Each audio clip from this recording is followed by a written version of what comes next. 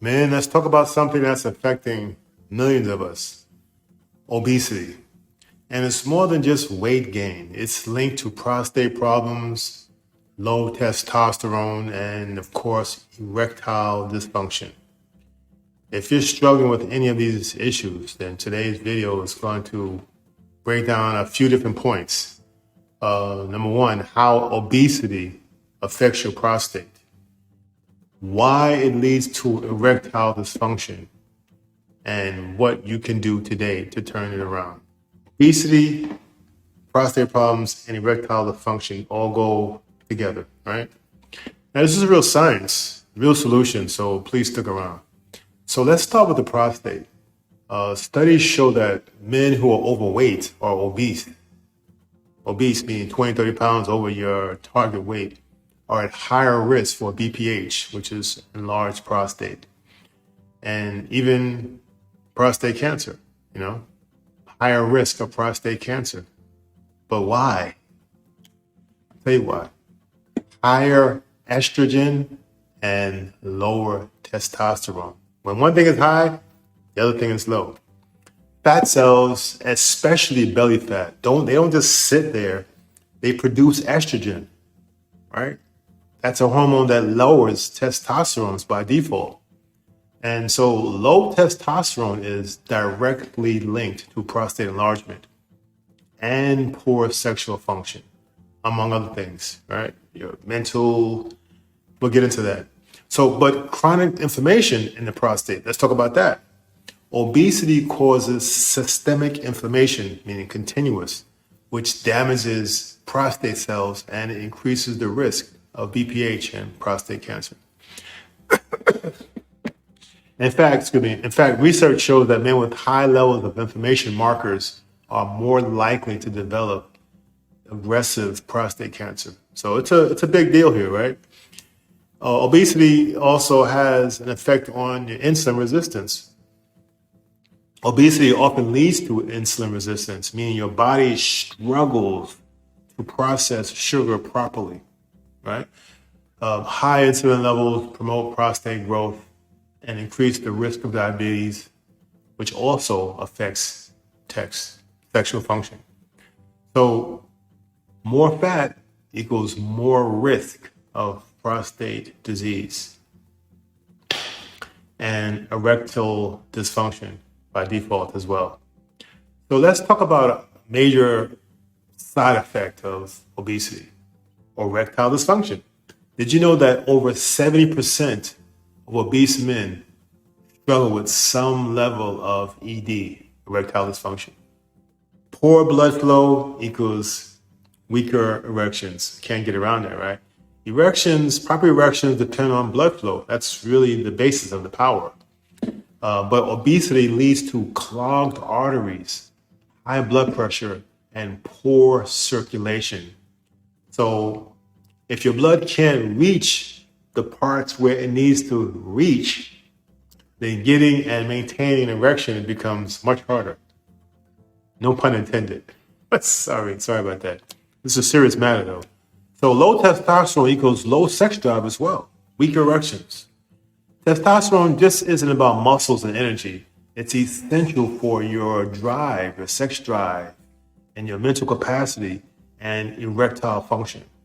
Men with excess body fat have less free testosterone in their body, leading to a lower libido, weaker erections, and even depression in some cases.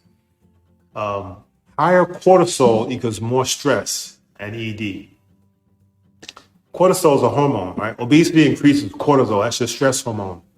The stress hormone that can shrink testosterone levels and kill erections.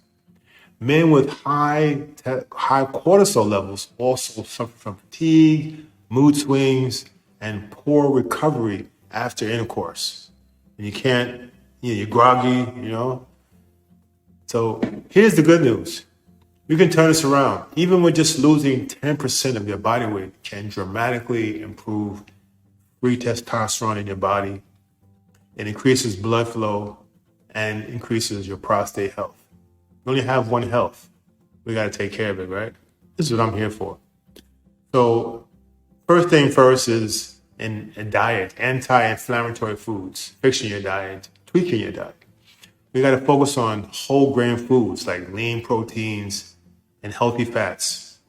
The best foods for prostate health and ED is leafy greens, spinach, kale, which is high in magnesium for blood flow, fatty fish, salmon, sardines, those omega-3s for testosterone.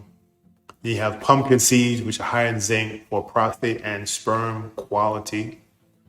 Turmeric and ginger, anti-inflammatory and balances your testosterone, right?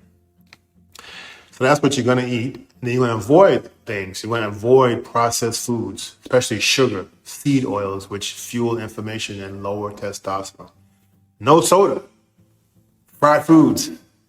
Try to minimize your alcohol, all these overload and damage blood vessels and hormones, and food is the baseline of obesity typically, and not getting enough exercise. Right? We got to move.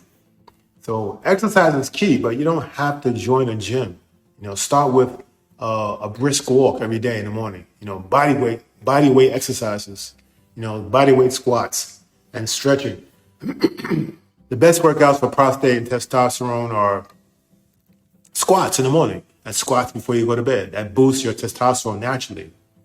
High intensity interval training. This is a workout method that alternates between short bursts of intense exercise and brief rest or low intensity recovery periods. It's designed to maximize fat burning, boost metabolism, and improve your cardiovascular health in a short amount of time. Think of running up the steps. It's a burst of energy, and then you walk down the steps, rest for a minute, and then run up the steps again, right? That's high intensity interval training. You can do strength training as well. That increases blood flow endurance. That's, the weight, pump some weights, but move around. And the next we have sleep and stress management. The lack of sleep kills testosterone. It really does. You got to get 7 to 9 hours every night, Manage stress. You can manage stress with deep breathing, cold showers, meditation. These all help to lower cortisol and improve your ED. So this is in your hands, guys.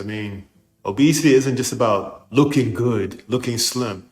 It's about saving your health, preserving your prostate, boosting testosterone, and regaining your vitality, your mental vitality, your sharpness, your physical vitality, So if you can, drastically cut out processed foods, move around more, sleep more, you'll feel the difference in your prostate. Your testosterone will increase and your overall performance will increase. It does take a little bit of time. It may take you 3 or 4 days before you start to feel the effects. But on my channel, you'll see that I talk about supplements and other things you can use to speed things up. Let's get healthy.